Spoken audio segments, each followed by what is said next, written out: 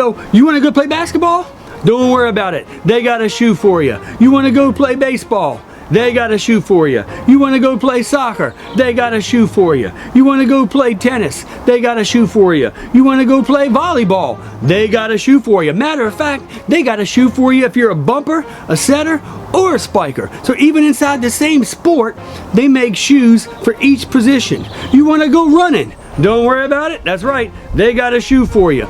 Sprinting, middle distance, long distance, it don't matter. They got shoes for all of it. If you're a weightlifter, they got shoes for you. If you're a CrossFitter, they got shoes for you. They damn near probably got shoes for swimmers. They got shoes for golfers. They got shoes for bowlers. But guess what? If you want to go out and jump rope, guess how many pairs of shoes there are out there that were designed specifically for jumping rope? That's right, this many. There's 2 O's in Goose Boys, right? And so that means if you're going to go out and jump rope, you've got to use a shoe that was designed for a completely different sport or activity. So, which shoe do I choose from? Which sport do I choose from? Which sport uses shoes that best translate over into the jumping rope experience? Well, in today's episode, that's what we're going to talk about. So stick around. Hey everybody, I'm James. I started this channel because one day I woke up and realized I was 43 but felt like I was 83.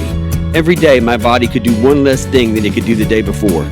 So if you're like me and you've had enough, then put on your shoes and welcome to Getting Stronger. Hey guys, welcome back to Getting Stronger. So if you saw the intro, you know what we're going to be talking about today, and that is shoes, right? Shoes for jumping rope. It doesn't matter what sport you play in, man. They make shoes for you guys. You can walk into any Foot Locker and there's like hundreds of shoes scattered along the walls. Most of them all look the exact same anyway. But they got basketball shoes and shoes just for everything. But when it comes to jumping rope, and I jump rope a lot, right? I jump rope probably at least an hour a day. I probably jump rope maybe 30 minutes sessions several times a day because I teach jump rope, I coach and train jump rope. I'm a personal trainer and I often incorporate jumping rope into our sessions. So I jump rope a lot, right? And so I'm always looking for that shoe that's best designed for jumping rope. And so I've been pretty stressed out because, as I said, there's absolutely no shoe out there made for jumping rope, right? You have to use shoes that were made for basketball players or baseball players or soccer players or volleyball players. You have to use their shoes and hope that they feel comfortable when you're jumping rope. Historically, I have jumped in running shoes, right? Then I switched over to cross-training shoes, and I just want to briefly tell you why I'm going to switch and why I don't really like jumping in running shoes or really even cross-training shoes. Okay, so I'm just going to show you real quick. I have 2 pairs of shoes with me here that I've traditionally or historically jumped rope in, and they represent 2 different styles of shoes. So first, there's the classic running shoe. Now this I got a year ago. These are the Ultra Boost made by Adidas. And these are the best running shoe I've ever had. This Boost technology is absolutely fantastic. It's so lightweight. The upper mesh is just so comfortable. The things here on the side, people think they're just for design. They're not. They're actually here to kind of help cradle in your foot to the shoe, which is fantastic. But with that being said, if you look, the vast majority of the cushion, like 99% of the cushion on this shoe, and it's the same on any running shoe, is pretty much from about here back. And most of it's really just here in the heel. Because when you run, think about your stride, right? You hit the ground and then you roll.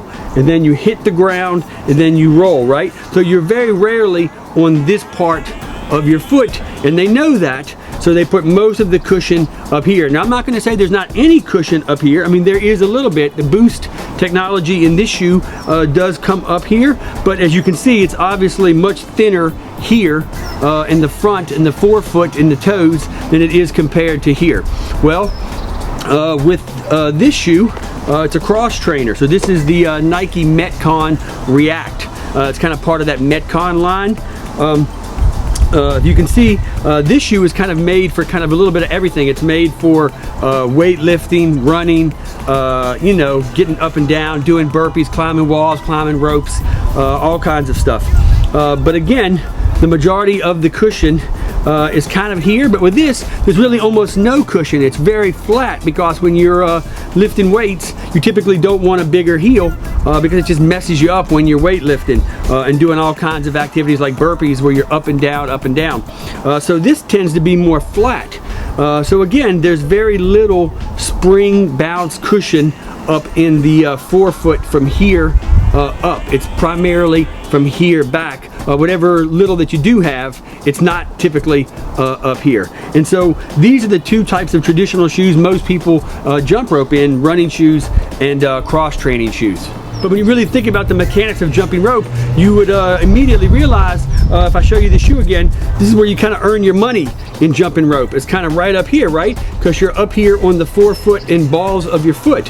So this part of the shoe of your foot, if you're jumping rope properly and using proper technique, this portion of the shoe should never touch the ground. So you could give me shoes with this much cushion. I don't care. It doesn't help me as a jump roper. I need cushion and support and spring and bounce primarily loaded in the front. But there's no shoes that really do that, especially when it comes to running shoes or cross-training shoes. So what do? As I said in the introduction, I have to go looking for other sports other than traditional just running shoes or even like weightlifting cross-training shoes.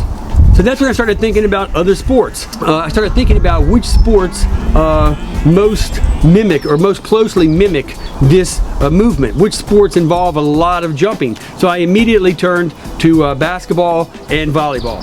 So this week I decided for my birthday, I always get new shoes on my birthday. I figured I'd take advantage of this opportunity and use this as a chance to try out a different shoe. So I actually ordered,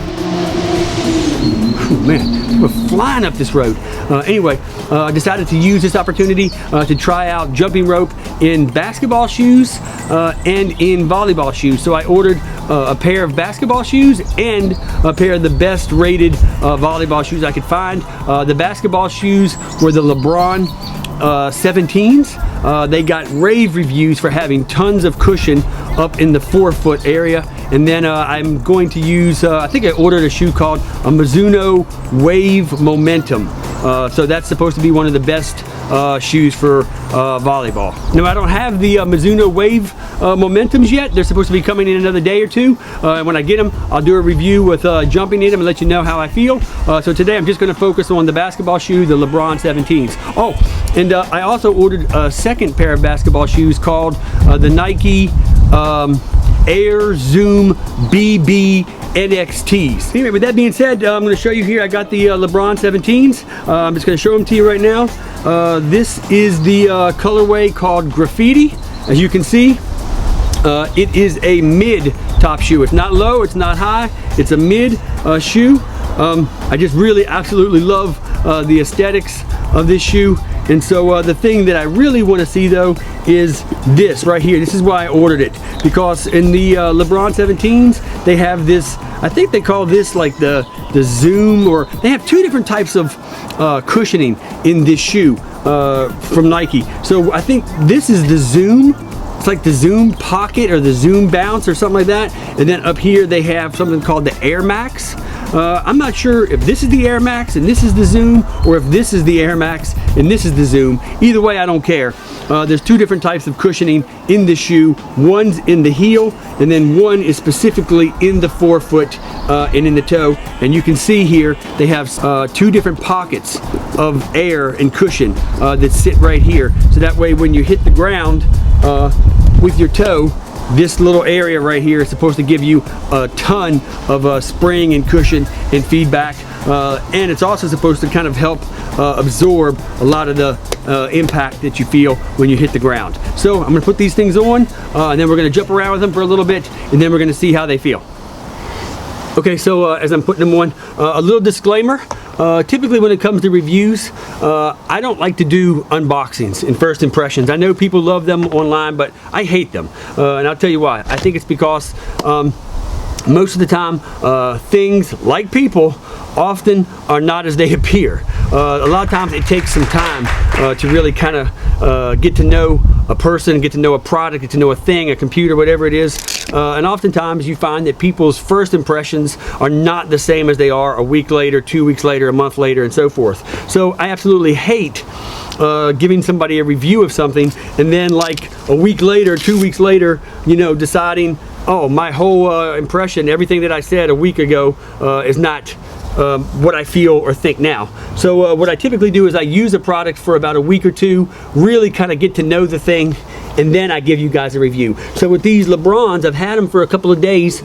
So what I've done is I just walked around the house with them a bunch, just kind of sprung around, bounced around a little bit to get a feel. I have to admit, my first impression, hold on, let me grab this one.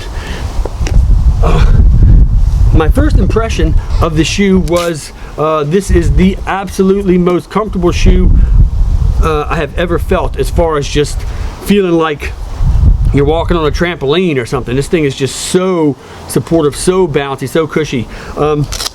But with that being said, this shoe is much bigger than a typical running shoe or a cross trainer. So it's heavier. It's also much warmer on your foot. One thing that's kind of aggravating is 90% of my socks are low cut, so I can't wear them with this. And now I got to go out, if I'm going to use these, I got to go out and get, you know, calf socks. And I know that sounds stupid and superficial, but it's just the thing. If you have low cut socks, you have to go out and change all your socks. But whatever, socks aren't that expensive. Another thing I didn't like about them when I first tried them on was that it's kind of weird. With a low top shoe, it kind of sits right under your ankle. With a high top or a boot, it comes up over your ankle. So when you cinch them down, the laces are, you know, kind of above, like, you know, up here, right? But with these mid tops, when I laced them up and cinched them down, it's kind of like right on the ankle bone.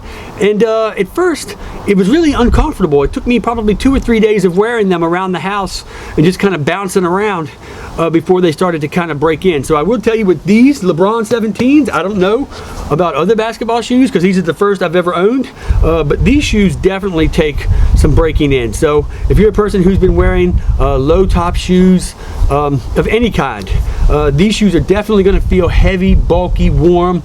They're going to feel completely different when you put them on. But just put them on, wear them around the house. That way, you know, if you decide to send them back, you can, because once you wear them outside, you know, you're stuck with them. Wear them around the house, bounce around in them, you know, hop around, do some stuff, do some squats, move around, let them kind of mold to your foot, and then I think that you'll be pleased, because these things every single day are getting more and more comfortable. Anyway, now that I'm out here, this will be my first time really jumping in them, so I got them on. Let's get the rope and get to it and see how they feel.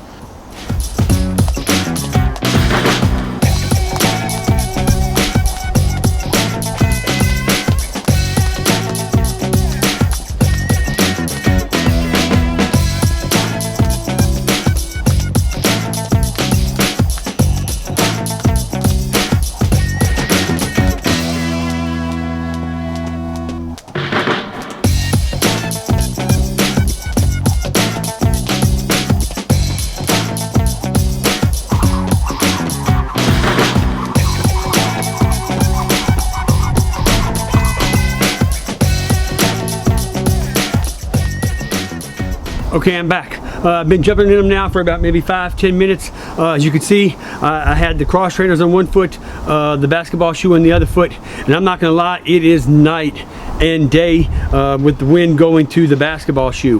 These LeBron 17s, and again, I'm just testing the LeBron 17s. I can't say this is true about every basketball shoe. So, but these LeBron 17s have so much cushion on that forefoot, even though they're heavier. Let's be honest, you're talking about like 10.8 grams versus, or 10.8 ounces versus 11.2 ounces. I don't care about that extra weight. I'll give up a little weight if it means there's more cushion, right? And when I was jumping off of the right foot with the cross trainers, they're just so low to the ground. There's very little cushion at all. It just really feels like almost like I'm not wearing a shoe at all, other than the fact that I'm wearing it to protect my feet in case I jump on something sharp or hard, or if I mess up and the rope hits my toe. Other than for safety reasons, it almost feels like I'm not even wearing a shoe. I might as well just not be wearing a shoe. But with this basketball shoe on the left, when I bounced on that left, oh man, you're sitting up off the ground. You feel like you're in a Cadillac, man. That thing's just springing. Your foot doesn't even feel the ground. It's an absolutely fantastic feel. Now, it definitely is warmer, but to be honest with you, I don't know if that's a good thing or a bad thing, because we're about to move into the winter time, and I'm going to be jumping rope a lot outside, so maybe the little bit of extra warmth and material might be a good thing. Maybe during the summer months, I might switch to a low top basketball shoe. But for now, the little bit of extra weight, a little bit of extra warmth really doesn't bother me at all. In fact, it actually kind of feels really nice and comfortable. The only negative that I can give you is what I said earlier, which is just these mid shoes. It's just so weird. It's not under your ankle, it's not over your ankle, it's just kind of like right on your ankle. And it just feels, at the very least, I'd say it feels very weird. I'm not used to it. I wear low top shoes, and then I wear a lot of boots, but those boots come way up over my ankle. So this is the first pair of shoes I've wore where it's a mid, where it really kind of just cinches down on your ankle. And that to me right now is still not super comfortable.